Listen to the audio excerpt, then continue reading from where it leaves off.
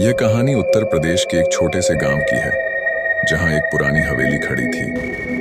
गांव वालों के अनुसार हवेली के अंदर एक भूतनी का साया रहता था। ये कहानी एक सच्ची घटना पर आधारित है।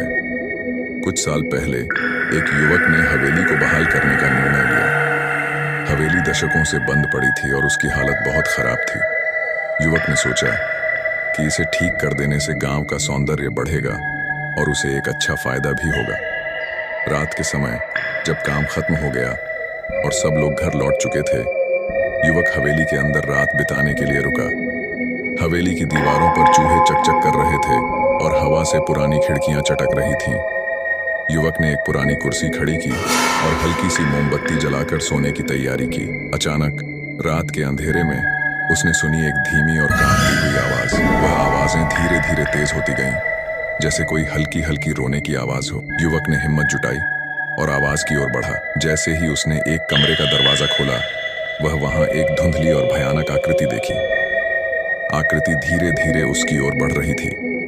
युवक ने देखा कि आकृति में एक महिला का चेहरा था, जिसकी आंखों में गहरा दर्द और क्रोध था। उसकी चीखें अब इतनी तेज हो गईं कि युवक की हड्डियों में भी कंपन होने लगा।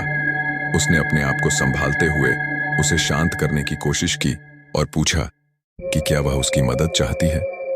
महिला ने कहा कि वह हवेली के मालिक की पत्नी थी, जिसने उसकी मौत के बाद उसके शरीर को ठीक से दफनाया नहीं। उसकी आत्मा हवेली में फंसी हुई थी और उसे शांति की तलाश थी। युवक ने उस रात ही गांव वालों को जागरूक किया और अगले दिन एक पूजा आयोजित की, ताकि महिला की आत्मा को शांति मिल सके। पूजा के बाद हवेली में अजीब सी शांति छा गई और वह भयानक आवाजें सुनाई देना बंद हो गईं। इस घटना ने गांव वालों को यह सीख दी कि कभी-कभी पुरानी कहानियां और अंधेरे रहस्यों के पीछे छुपी सच्चाई हमें भयानक अनुभव दे सकती है।